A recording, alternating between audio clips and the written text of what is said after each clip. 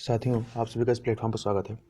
यहाँ पर हम लोग इनसाइट आईएएस कोचिंग जो है उसके द्वारा जो मंथली करंट अफेयर प्रोवाइड करवाया जाता है, जो कि आपके यूपीएससी और जो स्टेट पीसीएस होते हैं उसके प्री की परीक्षा और मुख्य परीक्षा दोनों के लिए काफ़ी महत्वपूर्ण होता है। उसके साथ ही और भी जो अन्य एग्जाम होते हैं उन एग्जामों में भी काफ़ी फ़ायदेमंद होता है। तो उस मंथली नवंबर मंथ के करंट अफेयर को हम लोग यहाँ पर कर रहे हैं। अभी तक इसका हम लोग एक वीडियो कर चुके हैं। इस दूसरे वीडियो में हम लोग उसके आगे की चीज़ों को देखेंगे और इस आज के वीडियो में मेनली जो फर्स्ट पेपर से संबंधित जो भी टॉपिक हैं उनसे संबंधित जो भी करंट अफेयर है जो आपके प्री और मुख्य परीक्षा दोनों के लिए उपयोगी हैं उसको यहाँ पर हम लोग देखेंगे। तो आज के वीडियो में सबसे पहले हम लोग बात करेंगे असम के मियाँ और उनकी 4 चपोरी संस्कृत के बारे में। तो सबसे पहला प्रश्न उठता है कि यह चर्चा में क्यों आया। तो चर्चा में यह इसलिए आया है कि असम के 4 चपोरी जो ये इलाका है, यहाँ के निवासियों की संस्कृति और विरासत को प्रदर्शित करने के लिए एक संग्रहालय बनाया जा रहा था। मतलब संग्रहालय का प्रस्ताव लाया गया था जिसका नाम है मियाँ संग्रहालय। इसी मियाँ संग्रहालय की स्थापना के प्रस्ताव को लेकर ही राज्य में विवाद उत्पन्न हुआ है। अब यह विवाद उत्पन्न क्यों हुआ है, मतलब जिन लोगों को इस मियाँ संग्रहालय से आपत्ति है वो क्यों आपत्ति कर रहे हैं। तो चूंकि यह जो मियाँ संग्रहालय यह बनाया कहाँ जा रहा था, तो असम के श्रीमंत शंकरदेव कला क्षेत्र जो आपके गुवाहाटी में स्थित है, ये इसका जो परिसर है इसी परिसर में इसको मियाँ संग्रहालय को बनाने का प्रस्ताव दिया गया था। अब ये जो आपका श्रीमंत शंकरदेव कला क्षेत्र है, ये कला क्षेत्र एक सांस्कृतिक परिसर है जो कि आपके नौ वैष्णव सुधारक श्रीमंत शंकरदेव के नाम पर इसको स्थापित किया गया था। अब जो लोग आपत्ति कर रहे हैं उनका कहना यह है कि यह जो कला क्षेत्र है वो श्रीमंत शंकरदेव की असमिया संस्कृति का प्रतीक है और इसमें किसी अन्य संस्कृत को सम्मिलित नहीं किया जा सकता और नहीं किया जाना चाहिए।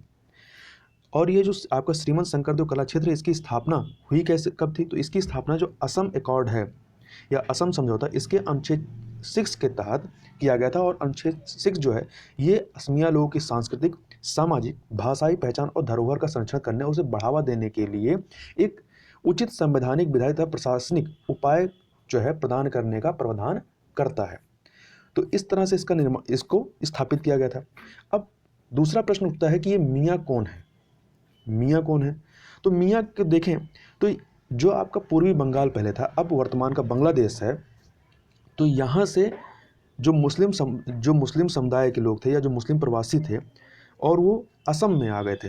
असम में आए तो उन्हीं जो मुस्लिम प्रवासी आपके बांग्लादेश या तब के तत्कालीन पूर्वी बंगाल से आए थे, उनके ही जो वंशज यहाँ पे हैं वो आपके मियाँ समुदाय के अंतर्गत आते हैं। और ये जो मियाँ संबोधन है ये एक अपमानजनक संबोधन है। इन्हें जो है अपमानजनक तरीके से मियाँ कहा जाता है, इसीलिए इनका जो पूरा नाम है वो मियाँ समुदाय कहा जाने लगा। अब थोड़ा सा देखें कि ये आते कब से, इनका पलायन जो है आपका पूर्वी बंगाल से होता कब है। तो देखें इनका पलायन जो है कई चरणों में हुआ है। इसकी पलायन की जो शुरुआत होती है वो 1826 में तब होती है जब असम पर अंग्रेजों द्वारा कब्जा कर लिया जाता है। ठीक है, अंग्रेजों द्वारा कब्जा किए जाने के पश्चात यहाँ पर होती है। उसके बाद 1947 में जब भारत का विभाजन होता है और फिर 1971 में जब बांग्लादेश मुक्ति युद्ध होता है, मतलब बांग्लादेश की स्थापना होती है, तब भी वहाँ से कुछ जो मुस्लिम प्रवासी थे वो यहाँ पर आते हैं और यहाँ पर आकर के बस गए और उनके वंशज यहाँ पर रहने लगे। अब जब ये लोग वहाँ से यहाँ आए तो यहाँ का जो डेमोग्राफी था, जो जनसंख्यिकी संरचना था, उसमें भी परिवर्तन हुआ, जिसकी वजह से यहाँ पर रह रहकर विवाद उत्पन्न होता रहता है।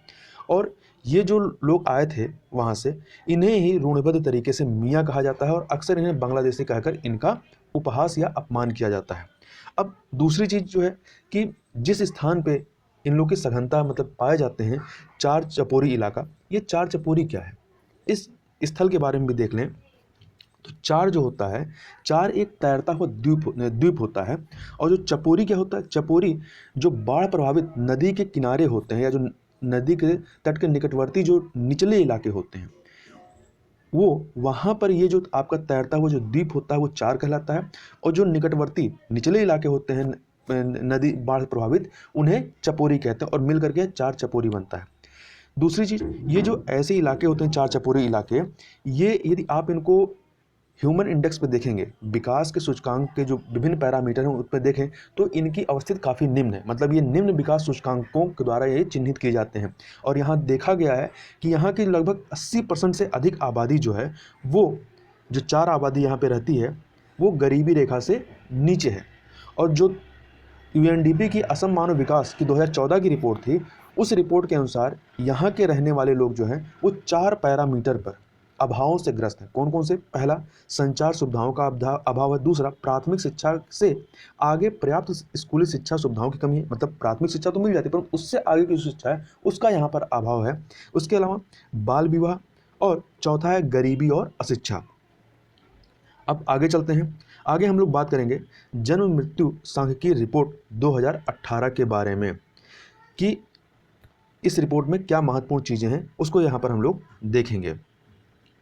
तो चर्चा इसलिए इसकी कर रहे हैं क्योंकि हाल ही में भारत के महापंजीयक, जिसको इंग्लिश में रजिस्ट्रार जनरल ऑफ इंडिया कहते हैं, इनके द्वारा नागरिक पंजीकरण प्रणाली पर आधारित भारत की जन्म मृत्यु सांख्यिकीय रिपोर्ट 2018 इसको जारी किया गया। इसी को पूरा इंग्लिश में कहें तो 2018 report on vital statistics of India based on the civil registration system. इस रिपोर्ट में जो है देश के विभिन्न राज्यों के लिंगानुपात पर प्रकाश डाला गया है। और अब प्रश्न उठता है कि लिंगानुपात क्या होता है? तो लिंगानुपात आप इसको ऐसे डिफाइन कर सकते हैं कि जन्म के समय प्रति 1000 पुरुषों पर जितनी महिलाओं की संख्या होती है उसे ही सेक्स रेशियो या लिंगानुपात कहते हैं। जैसे वर्तमान में यदि 2011 की जनगणना देखें तो 2011 की जनगणना के अनुसार भारत का जो लिंगानुपात है, जो राष्ट्रीय लिंगानुपात है, वो कितना है? 943, 943, मतलब 1000 पुरुषों पर महिलाओं की संख्या कितनी है? 943 है। तो यही आपका लिंगानुपात हो गया। अब थोड़ा सा ये जो सांख्यिकीय रिपोर्ट आई है इसके कुछ जो प्रमुख निष्कर्ष हैं, जो आउटगोइंग है, मतलब जो निकल करके चीज़ें आई हैं, उसको देख लेते हैं क्या है। तो इस रिपोर्ट के अनुसार भारत का सर्वश्रेष्ठ लिंगानुपात वाला जो राज्य है वो कौन सा है? अरुणाचल प्रदेश है। और यहाँ लिंगानुपात कितना है? 1084, मतलब 1000 पुरुषों पर जो है 1084 महिलाएं हैं, मतलब 84 महिलाएं ज़्यादा हैं। यदि आप 2011 का जनगणना कर देखेंगे तो वहाँ पे सबसे अच्छा लिंगानुपात या सबसे लिंगानुपात किसका था? केरल का था। ठीक है, अब क्या है? अरुणाचल प्रदेश का है। वहीं सबसे खराब लिंगानुपात वाला जो राज्य है वो कौन सा है? वो आपका मणिपुर है, जहाँ पे 757 है। कितना है? 757 है, 757 है। तो इस प्रकार से जो सर्वश्रेष्ठ लिंगानुपात वाला राज्य है और जो सबसे खराब लिंगानुपात वाला राज्य है, ये दोनों ही नॉर्थ ईस्ट के ही राज्य हैं। वहीं सर्वश्रेष्ठ लिंगानुपात वाले राज्यों में अरुणाचल प्रदेश के बाद जो दूसरे नंबर पे है वो नागालैंड है, 965, फिर आपका मिजोरम 964, फिर आपका केरला आता है 963। इस प्रकार केरला चौथे नंबर पे आ जाता है, और फिर कर्नाटक आता है 957 का स्थान आता है। वहीं कुछ अन्य राज्यों की बात करें तो इसमें दिल्ली का लिंगानुपात 929 है, हरियाणा का 914 है, पहले भी यहाँ कम रहा है, ये यहाँ पर थोड़ा सा इसमें सुधार हुआ है। जम्मू कश्मीर में 952 दर्ज किया गया है। और इस रिपोर्ट के अनुसार जन्म पंजीकरण का जो स्तर है, मतलब जब बच्चे पैदा होते हैं जो उनका पंजीकरण किया जाता है, तो जन्म पंजीकरण का स्तर जो 2009 में 81.3 था, ये बढ़ करके 2018 में 89.3 हो गया है।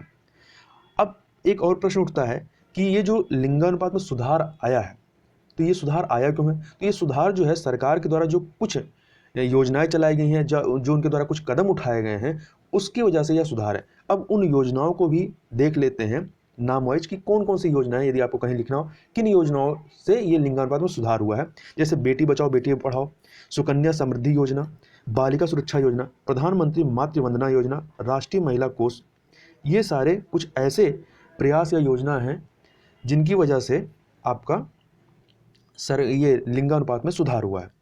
अब एक और प्रश्न उठता है कि महिला सशक्तिकरण हेतु जो योजना और कानून लाए जाते हैं, इनको लागू करने में कुछ चुनौतियां आती हैं। अब वो कौन सी चुनौतियां आती हैं जिनकी वजह से इनका वो आउटकम नहीं आ पाता है जो योजना बनाते समय निर्धारित किया जाता है। तो इसको पॉइंट वाइज देखें तो जैसे कि योजनाओं और कानूनों के निरीक्षण और निगरानी करने के लिए संसाधनों का जो है वो अभाव है। इसके अलावा योग्य कर्मचारियों का अभाव है, मतलब इनकी संख्या अपर्याप्त है। इसके साथ ही विभिन्न स्तरों पर जो सलाहकार समितियां होती हैं उनका प्रदर्शन भी काफ़ी खराब रहता है।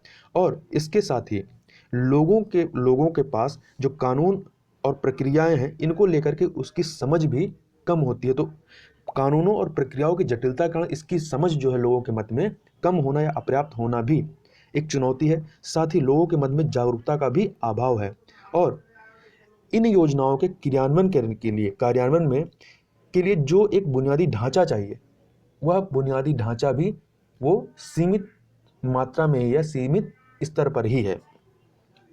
अब प्रश्न उठता है कि हम इसमें कर क्या सकते हैं, आगे क्या किया जाना चाहिए जिससे कि ये जो लिंगानुपात है वो और भी बेहतर हो जाए। तो इसमें कुछ चीज़ें की जा सकती है, जैसे कि जो भ्रूण हत्या पर प्रतिबंध लगाने वाले कानून हैं इनको सख्ती से लागू कराना चाहिए। और दूसरी चीज़ कि संतान के रूप में पुत्र विहीन जो माता पिता हैं, जिनके औलादे तो हैं परंतु वो पुत्र विहीन है, क्योंकि पुत्र को हमारे जो आपका समाज है यहाँ पे कुछ ज़्यादा ही मात्रा दे दी गई है। तो उसमें परिवर्तन लाने के लिए कुछ ऐसी योजनाएं लानी चाहिए जिससे कि इनको जोड़ा जा सके। और लड़कियों के लिए मुफ्त और अनिवार्य शिक्षा को बढ़ावा देना चाहिए, जिससे कि जो समाज में एक सोच है कि लड़कियां जो हैं बर्डन है, उस सोच से छुटकारा पाया जा सके। और साथ ही महिलाओं को नौकरी में आरक्षण दिया जाना चाहिए, जिससे कि महिलाएं जो हैं वो वित्तीय रूप से इकोनॉमिकली सेल्फ डिपेंडेंट हो सकें। और इसके अलावा जो कानून लाए जा रहे हैं उन कानूनों के कार्यान्वयन के लिए आधारभूत संरचना और प्रशिक्षण को भी सुनिश्चित किया जाना चाहिए। साथ ही शिक्षा प्रणाली में जो हमारी है उसमें महिला सशक्तिकरण, दहेज हत्या, कन्या भ्रूण हत्या जैसी बुराइयों के बारे में जागरूकता पैदा करने पर ध्यान केंद्रित करना चाहिए, मतलब उस पर फोकस करना चाहिए। साथ ही महिलाओं को बचपन से ही सशक्त और सामाजिक बनाया जाना चाहिए ताकि वे खुद को पुरुषों के बराबर समझें। क्योंकि होता क्या है कि हमारी सोसाइटी ऐसी है जिसमें कई जगह पर देखा गया कि महिलाओं की जो परवरिश की जाती है या उनकी जो थॉट बिल्डिंग की जाती है वो इस प्रकार से होती है कि वो खुद को ही स्वयं को पुरुषों के कंपेयर में कमतर आंकती हैं। और इसके अलावा सरकार को इन सारी चीज़ों को लेकर के जो मानसिकता है समाज की, उसको भी बदलने पर ध्यान देना चाहिए। आगे चलते हैं। अगला है आपका ब्रू शरणार्थियों द्वारा अवस्थापन समझौते के तत्काल कार्यान्वयन की मांग के संदर्भ में। तो इसको देखें, यह चर्चा में इसलिए आया कि जनवरी 2020 में केंद्र सरकार के द्वारा ब्रू शरणार्थियों की समस्या के स्थायी समाधान के लिए एक जो है चतुष्पक्षीय, मतलब जिसमें 4 पक्ष शामिल थे, इस चतुष्पक्षीय समझौते पर हस्ताक्षर किया गया। परंतु जो ये समझौता किया गया था उसका अभी क्रियान्वयन नहीं किया जा सका है। तो इसी को लेकर के जो मिजोरम ब्रू शरणार्थी इसके नेताओं के द्वारा इस समझौते के प्रावधानों के अनुसार जो त्रिपुरा में स्थायी पुनर्वास की योजना प्रारंभ करनी है उसको शुरू करने के लिए मांग की जा रही है और दबाव डाला जा रहा है। अब प्रश्न उठता है इसमें देरी क्यों हो रही है, जब इस पर समझौता हो ही चुका है तो जो आपका त्रिपुरा में स्थायी पुनर्वास प्रारंभ होना है उसमें देरी क्यों हो रही है। तो इसमें देरी के लिए कुछ रीजन है, जैसे कि सरकार के द्वारा ब्रू शरणार्थियों को बसाने के लिए त्रिपुरा में जो कंचनपुर प्रखंड है उसको सहित 12 स्थानों को चयनित किया गया है। परंतु वहाँ के जो कुछ एक संयुक्त आंदोलन नामक एक स्थानीय मंच के द्वारा यहाँ पर शरणार्थियों को बसाने के फैसले का विरोध किया जा रहा है, जबकि यहाँ पर ये जो पूरा जहाँ पे चयनित किया गया है, जो चिन्हित किया गया इलाका है, वहाँ पे 1997 से ही ब्रू शरणार्थी इस कंचनपुर प्रखंड में 6 अस्थायी शिविरों में रह रहे हैं। तो चूंकि ये जो यहाँ पे स्थानीय तौर पे जो विरोध हो रहा है उसकी वजह से इसमें देरी हो रही है। अब थोड़ा सा बात कर लेते हैं, ये जो ब्रू रेयांग शरणार्थी समझौता है यह है क्या और इसमें क्या प्रावधान किए गए हैं और इसकी विशेषताएं क्या हैं। तो ये जो ब्रू रेयांग शरणार्थी समझौता है या जो ब्रू रेयांग ये जो शरणार्थी संकट है ये आज का नहीं करीब 23 साल पुराना है। और इसी संकट को समाप्त करने के लिए केंद्र सरकार, त्रिपुरा सरकार, मिजोरम सरकार और ब्रू प्रतिनिधि, मतलब 4 इसमें स्टेक होल्डर्स थे। तो 4 पार्टियों के द्वारा इसको लेकर के जनवरी 2020 में समझौता किया गया। इस समझौते के अनुसार जो ब्रू जनजाति थी जो कि मिजोरम में रहती थी, मिजोरम से पलायन करके या भाग करके त्रिपुरा में शरणार्थी के रूप में आई थी, तो त्रिपुरा में शरणार्थी के रूप में रही जो ब्रू जनजाति हैं इनको त्रिपुरा में ही बसाने की बात की गई है। मतलब जहां वो रह रहे हैं अभी तक शरणार्थी के रूप में, उन्हें ही वहां बसा दिया जाएगा निवासी के तौर पर। और इस समझौते की कुछ विशेषताएं हैं, जैसे इस समझौते के तहत केंद्र सरकार के द्वारा 600 करोड़ रुपए का बजट रखा गया है, ठीक है, इस पूरे समझौते को सुचारू रूप से क्रियान्वित करने के लिए। और इसके अलावा इस समझौते के अनुसार ब्रू जनजातियों को त्रिपुरा में बसने के लिए जमीन प्रदान की जाएगी और उनको सरकारी सहायता राशि भी दी जाएगी और इसके तहत प्रत्येक परिवार को 4 लाख रुपए की राशि उनके बैंक खाते में जमा की जाएगी। परंतु शर्त यह है कि ये जो पैसा है वो 2 साल के बाद ही वो निकाल सकेंगे। इसके अलावा जो भी विस्थापित परिवार हैं उनको 40x30 वर्ग फुट के आवासीय जमीन दिए जाएंगे और इसके साथ ही प्रत्येक परिवार को 2 वर्षों तक प्रत्येक माह 5,000 रुपये की नगद राशि प्रदान की जाएगी और साथ ही प्रत्येक विस्थापित परिवार को 2 साल के लिए मुफ्त राशन और अपना घर बनाने के लिए 1.5 लाख रुपए की सहायता राशि भी दी जाएगी। अब प्रश्न उठता है, इस समझौते की आवश्यकता क्यों थी? तो समझौते की आवश्यकता इसलिए थी कि मिजोरम में जो है 1997 से जाति हिंसा जारी है और उसी जाति हिंसा की वजह से ये जो ब्रू जनजाति के लोग वहाँ रहते थे, अपने आप को बचाने के लिए करीब 30,000 से अधिक ब्रू जनजाति के सदस्यों को त्रिपुरा में शरण लेनी पड़ी और यहाँ पे शरणार्थी के रूप में आके बस गए। तो ये जो ब्रू रेयांग शरणार्थी समझौता है, इससे त्रिपुरा में जो हजारों ब्रू रेयांग लोग हैं जो शरणार्थी के रूप में रह रहे हैं, उनके पुनर्वास के लिए एक स्थायी समाधान ये जो है समझौता प्रदान करेगा।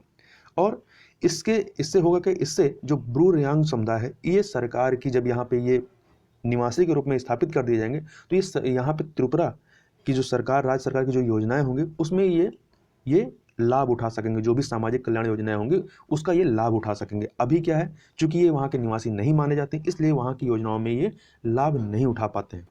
अब थोड़ा सा ब्रू जनजाति के बारे में बात करें तो ब्रू जनजाति या इन्हें रेयांग भी कहा जाता है, तो दोनों नाम एक ही है, ब्रू अथवा रेयांग जनजाति।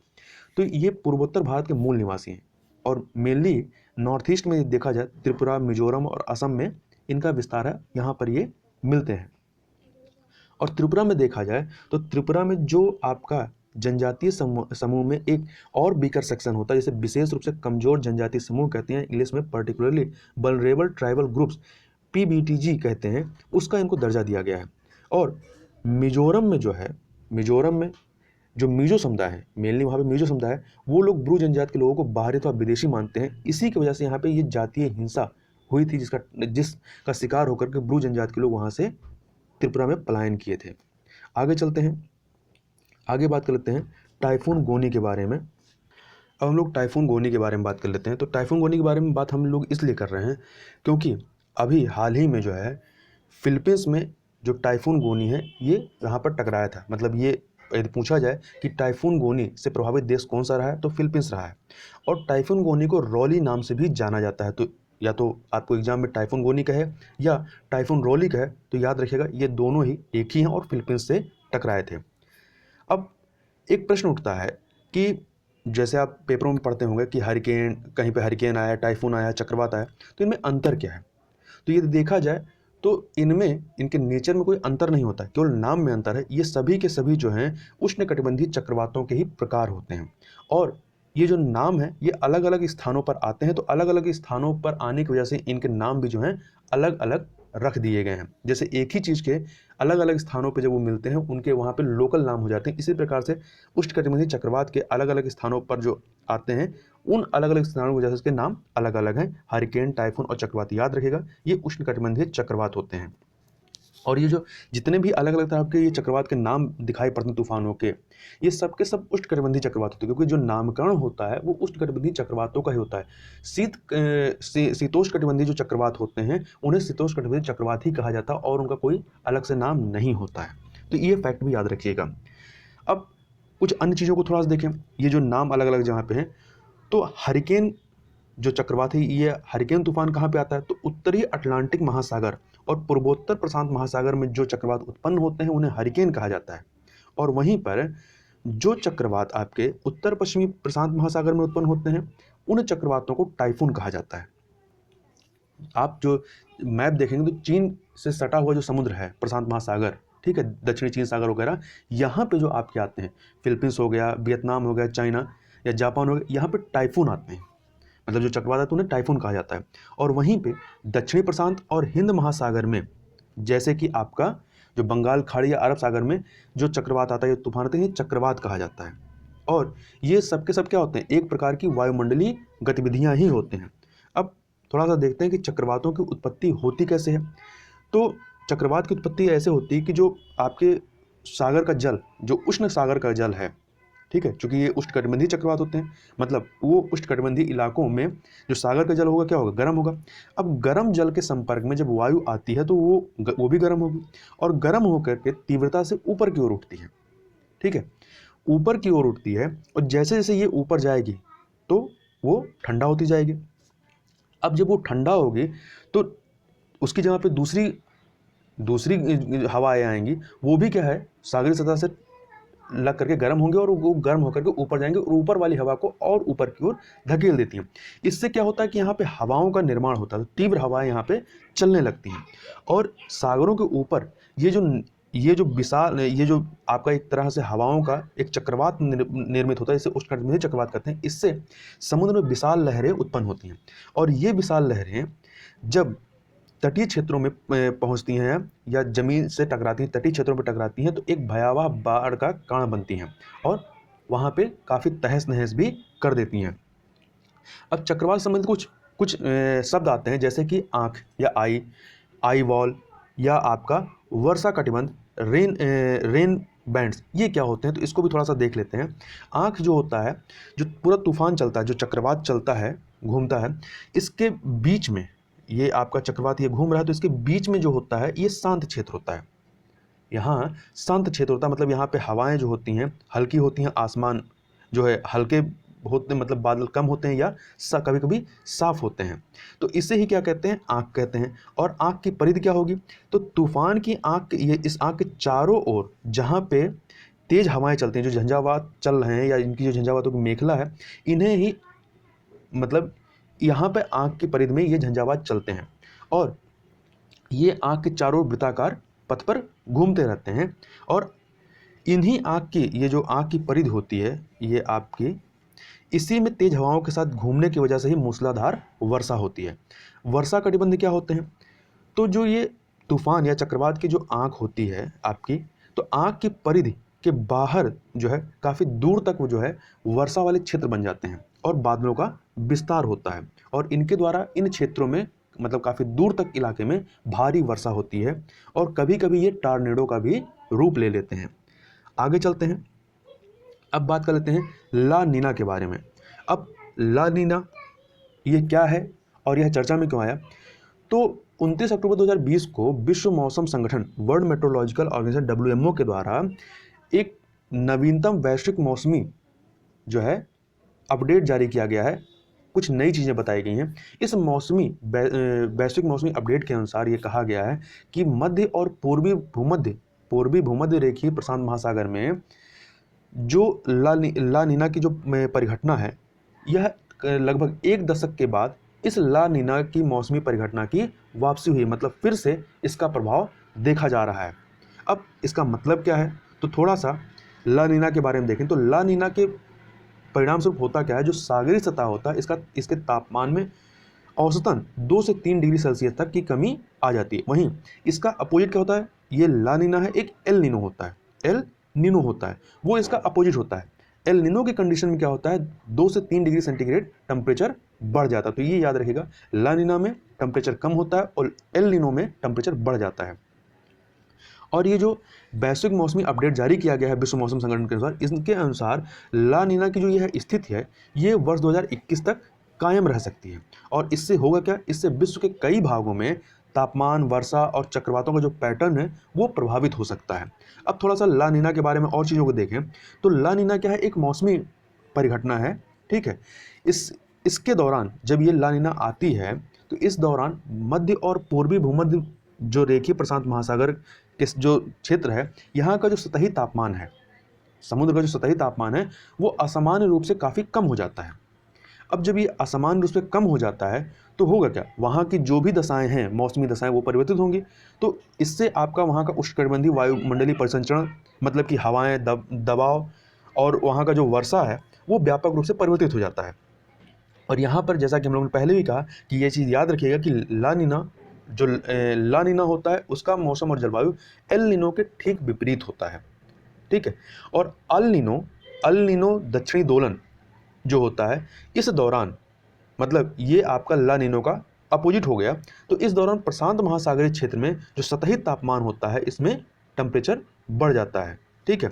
जो आपका एल नीनो ये दक्षिणी दोलन होता है, इसमें ला नीनो और एल नीनो दोनों की घटनाएं समाहित हो जाती हैं।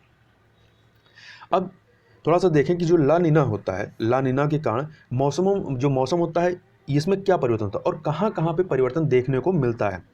तो ला नीना के कारण जो आपका हॉर्न ऑफ अफ्रीका है और मध्य एशिया, यहाँ पर वर्षा जो है औसत से कम होगी। इसके अलावा पूर्वी अफ्रीका को सामान्य स्थितियों में यहाँ पे सूखे का सामना करना पड़ेगा, मतलब वहाँ सूखे की स्थिति बनी रहेगी। और इसके साथ ही सूखे की स्थिति के साथ ही जो यहाँ का रेगिस्तानी इलाका है वो टिड्डियों के हमलों के कारण प्रभावित रहेगा। और यहाँ की जो खाद्य सुरक्षा है, चूँकि टिड्डियों को हमला क्या होता है, जो कृषि फसल होती है उस पर हमला करते हैं, तो यहाँ पे जो खाद्य सुरक्षा है वो भी प्रभावित होगी। इसके अलावा ला नीना के आने से दक्षिणी अफ्रीका में बरसात जो है वो सामान्य से अधिक हो सकती है। इसके अलावा जो दक्षिण पश्चिमी हिंद महासागर उष्णकटिबंधीय चक्रवात आते हैं उनकी तीव्रता में भी ला नीनो की वजह से कमी हो सकती है, जिससे आपका बंगाल खाड़ी और अरब सागर जो है प्रभावित होते हैं। इससे यहाँ का जो मौसम है वो व्यापक रूप से प्रभावित हो सकता है और होगा भी। और इसके अलावा ला नीना के आने से दक्षिण पूर्व एशिया, कुछ प्रशांत द्वीपीय समूह और दक्षिण अमेरिका के उत्तरी क्षेत्र में यहाँ पर वर्षा जो है औसत से अधिक होने की उम्मीद है। साथ ही ला नीना के आने से भारत में जो है वर्षा सामान्य से अधिक होगी, जिससे देश के विभिन्न भागों में बाढ़ की प्रवणता में वृद्धि होगी। जबकि जो एल नीनो जब होता है तो एल नीनो में बरसात में कमी होती है, मतलब उस समय भारत में बरसात में कमी हो जाती है, मतलब सूखे की दशाएं ज़्यादा बढ़ जाती हैं। आगे चलते हैं, आगे बात कर लेते हैं हम लोग। अभी एक न्यूज आई थी कि इस वर्ष अक्टूबर माह में चक्रवात नहीं आने के कारणों पर विचार किया जाता है कि क्या कारण है कि अक्टूबर माह में चक्रवात नहीं आए। तो अब प्रश्न उठता है कि अक्टूबर माह में ही हम बात क्यों कर रहे हैं। तो चूंकि अक्टूबर से दिसंबर तक की जो अवधि होती है बंगाल खाड़ी और अरब सागर में चक्रवातों की उत्पत्ति के लिए सबसे अनुकूल होती है। और इस वर्ष जो है 2020 में यह देखा गया कि अक्टूबर माह के दौरान कोई भी चक्रवाती तूफान नहीं आया। तो इसीलिए यह प्रश्न उठा कि अक्टूबर माह में चक्रवात क्यों नहीं है, इसका रीजन क्या है।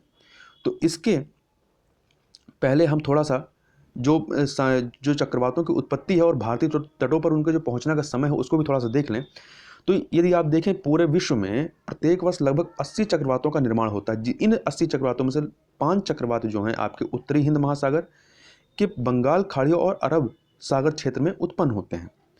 और उत्तरी हिंद महासागर में जो चक्रवात उत्पन्न होते हैं, जो इनकी जो नेचर या प्रकृति जो होती है, ये बाई मॉडल होते हैं। बाई मॉडल का मतलब ये 2 मौसमों में निर्मित होते हैं। अब ये कौन से मौसम है, तो एक तो मानसून पूर्व, मतलब मानसून आने के पहले अर्थात अप्रैल से जून के टाइम में, और दूसरा मानसून के बाद मतलब अक्टूबर से दिसंबर के टाइम में ये आपके चक्रवात आते हैं।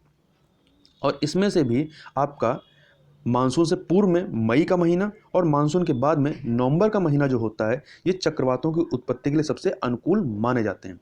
अब हम इस प्रश्न पर विचार करते हैं कि चक्रवात इस वर्ष क्यों नहीं आए, मतलब अक्टूबर माह में नहीं बनने के कारण क्या है। तो चक्रवात यहाँ पर बनते कैसे हैं, जो चक्रवात आते हैं अक्टूबर महीने में ये आते कैसे हैं। तो आमतौर पर जो महासागरीय विक्षोभ हैं ये आपके दक्षिणी चीन सागर की ओर से बंगाल खाड़ी में प्रवेश करते हैं और फिर भारतीय तट की ओर मुड़ जाते हैं।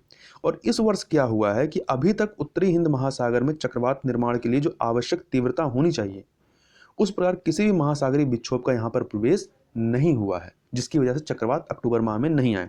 और इसका दूसरा कारण क्या है कि भूमध्य सागरीय प्रशांत महासागर में ला नीना जो है इसकी स्थिति भी कमजोर हुई है। जब ला नीना मजबूत होता है तो आपका चक्रवात भी ज़्यादा होगा, बरसात भी ज़्यादा होगी। तो यहाँ पे चक्रवात जो ला नीना है ये ला नीना कमज़ोर स्थिति में है, इसलिए यहाँ पर यह भी चक्रवात नहीं बनने का एक कारण है। इसके अलावा मैडन जूलियन ऑसिलेशन का जो प्रभाव है, इस प्रभाव से भी उत्तरी हिंद महासागर में चक्रवातों का अभाव रहा है। अब ये मैडन जूलियन ऑसिलेशन है क्या, तो इसको थोड़ा सा देखें। यह एक समुद्री वायुमंडलीय घटना है जो कि उष्णकटिबंधीय क्षेत्रों में बरसात, हवा, समुद्र की सतह के तापमान और बादलों को प्रभावित करने का कार्य करती है, मतलब उससे संबंधित है। और यह जो है सामान्यतः 30 से 60 दिनों में 30 से मतलब प्रत्येक से 30 से 60 दिनों में स्वयं की क्या करती है, रिपीटेशन करती है, पुनरावृत्ति करती है। इसके साथ ही नवंबर माह के दौरान उच्च और निचले वायुमंडलीय स्तर के मध्य प्रवाहित होने वाली जो हवाओं की गति है, गति में अंतर से जो है ऊर्ध्वाधर पवन अपरूपण होता है, जो कि निम्न दाब प्रणाली और अवदाब के लिए चक्रवात संबंधी दशाओं को मजबूत करने से रोक देता है। तो ये सारे जो कारण हैं, ये इन सभी कारणों की वजह से ही अक्टूबर माह में चक्रवात नहीं देखे गए। आगे चलते हैं, हरिकेन आयोटा के बारे में बात कर लेते हैं। सबसे पहला प्रश्न उठता है कि हरिकेन आयोटा से प्रभावित कौन रहा है, आया कहाँ पे? तो अभी कुछ समय पहले ही हरिकेन आयोटा के का जो है ये आपका मध्य अमेरिका का जो देश है निकारागुआ, यहाँ पर भारी भूस्खलन हुआ है। ठीक है, मतलब मध्य अमेरिका का निकारागुआ जो देश है वो हरिकेन आयोटा से प्रभावित रहा है, और हरिकेन आयोटा जो है ये 5वीं श्रेणी का तूफान रहा है। यदि इसको तीव्रता देखेंगे तो 5वीं श्रेणी का रहा है। अब थोड़ा सा बात कर लेते हैं, जो हरिकेन ये आता कब है यहाँ पर? तो अटलांटिक क्षेत्र में हरिकेन आने का जो मौसम है जून से नवंबर तक जारी रहता है, जून से नवंबर तक आता रहता है, और यह अटलांटिक महासागर, कैरेबियन सागर और मैक्सिको की खाड़ी क्षेत्रों में आते हैं, जबकि पूर्वी प्रशांत क्षेत्र में हरिकेन आने का जो समय है वो 15 मई से 30 नवंबर तक का रहता है।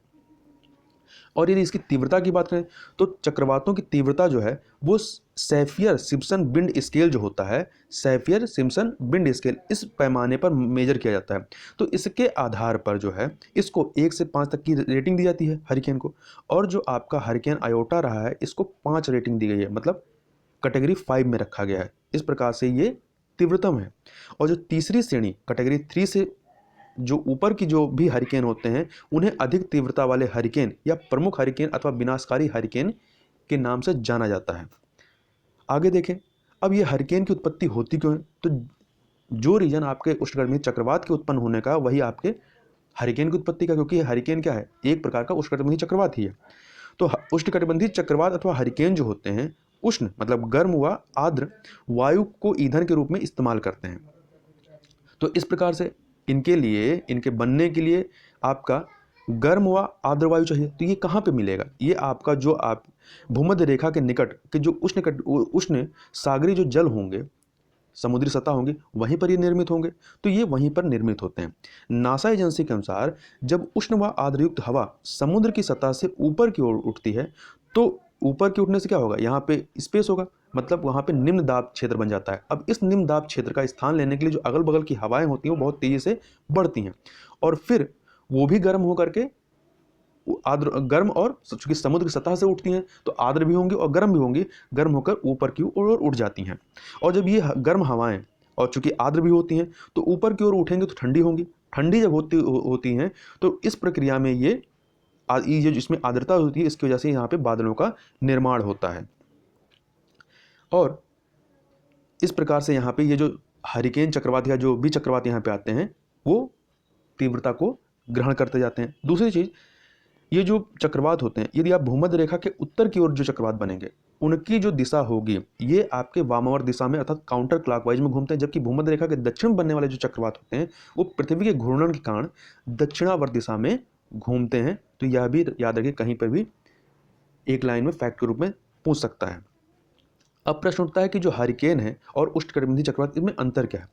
तो पहले भी हम लोग चर्चा कर चुके हैं कि हरिकेन एक प्रकार का उष्णकटिबंधीय चक्रवात ही होता है, तो इनमें कोई फर्क नहीं होता है, केवल नाम का अंतर है। उपस्थिति स्थल के आधार पर ही हरिकेन को टाइफून अथवा चक्रवात कहा जाता है, मतलब अलग अलग नाम दिया जाता है। नासा एजेंसी के अनुसार इस प्रकार के सभी तूफानों को, जो भी ये उष्णकटिबंधीय तूफान आते हैं, इनकी जो वैज्ञानिक शब्दावली हो क्या है, उष्णकटिबंधीय चक्रवात, ट्रॉपिकल साइक्लोन्स कहा जाता है। वहीं जो अलग अलग स्थानों पर जैसे कि अटलांटिक महासागर या पूर्वी प्रशांत महासागर के ऊपर जो बनने वाले उष्णकटिबंधीय चक्रवाती तूफान होते हैं इन्हें हरिकेन कहते हैं। वहीं उत्तर पश्चिमी प्रशांत महासागर में जो चक्रवात निर्मित होते हैं उन्हें टाइफून कहते हैं, जबकि बंगाल खाड़ी या अरब सागर में जो निर्मित होते हैं उन्हें चक्रवात कहते हैं। आप ये जो फिगर दिया गया है इस फिगर को ध्यान से देख लीजिए तो आपको समझ में आ जाएगा कहाँ पे किस इलाके में कौन सा उष्णकटिबंधीय चक्रवात को क्या नाम देते हैं, क्योंकि कई बार परीक्षा में सुमेलित करने के लिए पूछ लेता है कि इसको ये फला जो है उष्णकटिबंधीय चक्रवात कहाँ पे आता है। तो आप देखें यहाँ पे मैप में, ये आपका उत्तरी अमेरिका है, दक्षिणी अमेरिका, ये आपका एशिया है, इधर आपका ये यूरोप और एशिया है, इधर आपका ऑस्ट्रेलिया है। तो यहाँ पे आप देखें ये प्रशांत महासागर, यहाँ पे अटलांटिक महासागर, ये यहाँ पे भी आपका अटलांटिक है, ये प्रशांत महासागर, और इधर आपका हिंद महासागर है। ठीक है। और यहाँ पे अमेरिका के पूर्वी तट पर, ये जो यहाँ पे मैक्सिको घाटी है, मैक्सिको की खाड़ी है, यहाँ पर आप देखें तो यहाँ पे जो चक्रवाती तूफान आता है उसे क्या कहते हैं, हरिकेन कहते हैं। और जो पश्चिम में भी आता है इसे भी हरिकेन कहते हैं, मतलब अटलांटिक महासागर और प्रशांत महासागर। और यहाँ हिंद महासागर में जो उत्पन्न होता है, चाहे बंगाल खाड़ी चाहे अरब अरब जो सागर यहाँ पे, इसे साइक्लोन कहते हैं या हिंदी में चक्रवात कहते हैं। और जो ये प्रशांत महासागर वाला इलाका इधर का है, ठीक है, दक्षिणी प्रशांत महासागर, यहाँ पे आप देखें तो यहाँ पे क्या कहते हैं, टाइफून। ये आपका जापान, ये इधर आपका जापान, इधर चीन है, तो यहाँ वाले इलाके में जो आता है इसे टाइफून कहा जाता है। आगे चलते हैं, अब चक्रवात निवार की बात कर लेते हैं। तो इस चक्रवात निवार के पहले भी जो है इस वर्ष 2020 में अम्फान चक्रवात, निसर्ग और गति चक्रवात आ चुके हैं। अब ये 2020 का चौथा चक्रवात जो है आपका, ये कह सकते हैं हिंद महासागर में आया है, जिसे चक्रवात निवार के नाम से जाना जा रहा है। ये चक्रवात निवार जो है इसने पुंडुचेरी के कराईकल, मतलब कुल मिला के पुंडुचेरी को प्रभावित किया है।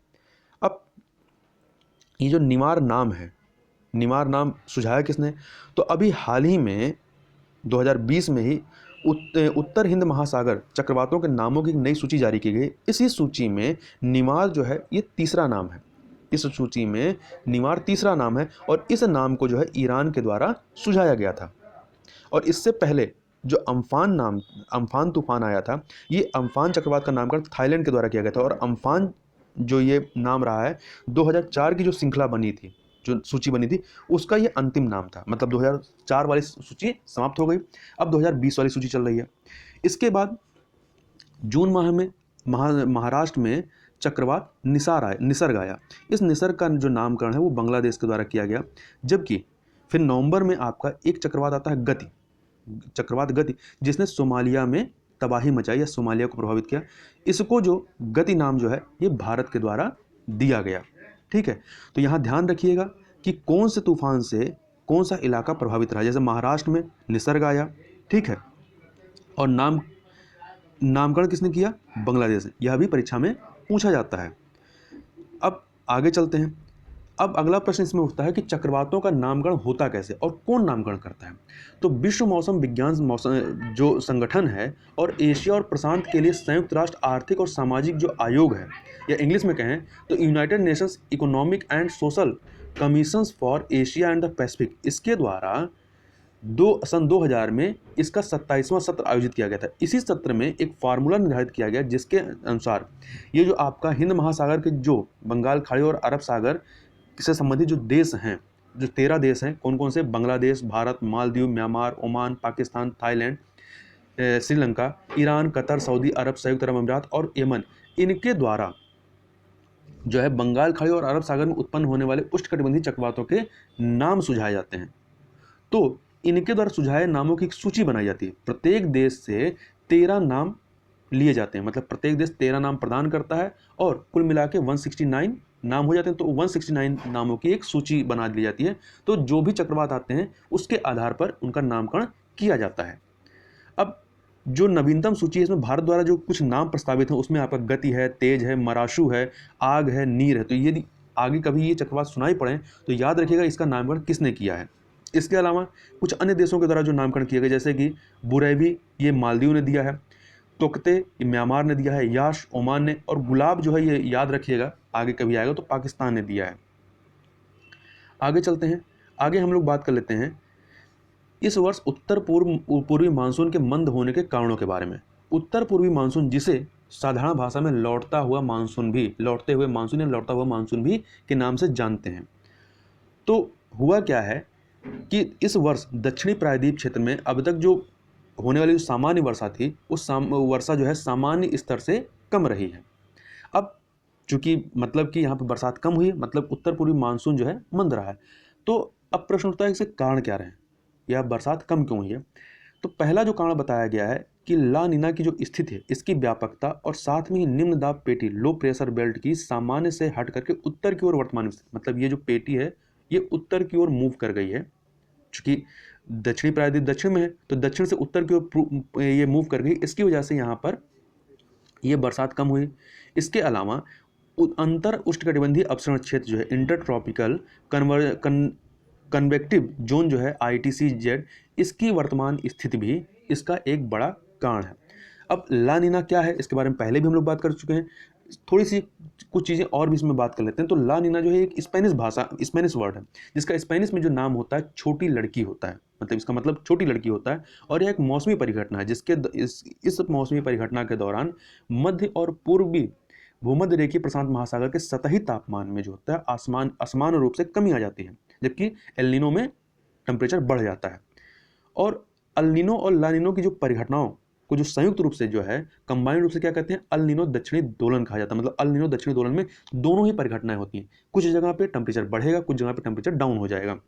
और इनकी वजह से क्या होता है कि वैश्विक मौसम जैसे कि हवाएं, तापमान और वर्षा प्रभावित होती हैं। तो ये जो महासागरीय परिघटनाएं हैं ये इन सभी को प्रभावित करती हैं। इसकी वजह से विश्व स्तर पर जो है कुछ जगहों पे सूखा, बाढ़, गर्मी और शीत परिस्थितियों में जैसे कि इस प्रकार की चरम मौसमी परिघटनाएं भी उत्पन्न हो जाती हैं। और ये जो परिघटनाएं चलती हैं ये सामान्यतः 9 से लेकर 12 माह तक इनका चक्र होता है, और ये कभी कभी 18 महीने तक भी चल सकती हैं। और इनकी पुनरावृत्ति जो होती है वो प्रत्येक 3 से 5 वर्ष में ये पुनः इनकी पुनरावृत्ति होती रहती है, अल नीनो एल नीनो की। अब थोड़ा सा बात कर लेते हैं उत्तर पूर्वी मानसून के बारे में, नॉर्थ ईस्ट मानसून के बारे में। तो उत्तर पूर्वी मानसून की जो उत्पत्ति होती है अक्टूबर से दिसंबर के मध्य होती है, मतलब जब भारत में ठंडी पड़ रही होती है, ठीक है। इसे इसीलिए शीतकालीन मानसून भी कहा जाता है या लौटता हुआ मानसून भी कहते हैं। और दक्षिण पश्चिम मानसून की तुलना में इसकी अवधि भी जो होती है कम होती है। भारत में जो मानसूनी वर्षा मेनली होती है वो आपकी दक्षिण पश्चिम मानसून की वजह से होती है। जो उत्तर पूर्वी मानसून है यह मानसून प्राय दक्षिणी प्रायद्वीप तक ही सीमित रहता है। और इस उत्तर पूर्वी मानसून से जो वर्षा होती है इससे तमिलनाडु, पुडुचेरी, कराईकल एनम, तटीय आंध्र प्रदेश, केरल, उत्तर आंतरिक कर्नाटक, माहे और लक्षद्वीप जो इलाके हैं यहाँ पर इनको फायदा मिलता है या ये इससे आच्छादित क्षेत्र होते हैं। इसके अलावा इस उत्तरी पूर्वी मानसून के से जो है भारत के अलावा जो कुछ अन्य दक्षिणी एशियाई देश हैं जैसे कि मालदीव, श्रीलंका और म्यांमार, यहाँ पर भी अक्टूबर से दिसंबर के मध्य में वर्षा होती है। अब थोड़ा सा देखते हैं कि ला नीना का उत्तर पूर्वी मानसून से संबंध क्या है जिसकी वजह से ये उत्तर पूर्वी मानसून प्रभावित हुई है। तो ला नीना की स्थिति से क्या होता है, दक्षिण पश्चिम मानसून से होने वाली वर्षा में वृद्धि होती है। जो गर्मी के मौसम में जो बरसात होती है उसमें वृद्धि होती है, जबकि इस ला नीना की स्थिति की वजह से उत्तर पूर्वी मानसून पर नकारात्मक प्रभाव पड़ता है, मतलब इसमें कमी होती है। तो यही वजह है कि ला नीना की अवस्थित के कारण या इसके प्रभाव की वजह से ही ये जो उत्तर पूर्वी मानसून है ये मंद हुआ है। ला नीना के वर्षों के दौरान बंगाल खाड़ी में जो आपका संयुक्त प्रणाली निर्मित होती है, मतलब आपका निम्न दाब अथवा चक्रवात की स्थिति, वो सामान्य से काफ़ी उत्तर की ओर हो जाती है। तो उत्तर की ओर हो जाती है तो दक्षिण में क्या होगा, दक्षिण में बरसात कम होगी। इसके अलावा ये जो प्रणाली है पश्चिम की ओर बढ़ने के बजाय पीछे की ओर मुड़ जाती है, क्योंकि इस प्रणाली की स्थिति सामान्य से उत्तर की ओर होती है, जिसके परिणाम तो दक्षिणी क्षेत्रों जैसे दक्षिण इत्यादि में, तमिलनाडु इत्यादि में अधिक वर्षा नहीं होती है। तो यही वजह है कि इस बार जो ये आपका उत्तर पूर्वी मानसून रहा है वो मंद रहा है या कमज़ोर रहा है। तो इस प्रकार से इस वीडियो में बस इतना ही, मिलते हैं नेक्स्ट वीडियो में, तब तक के लिए बहुत बहुत धन्यवाद।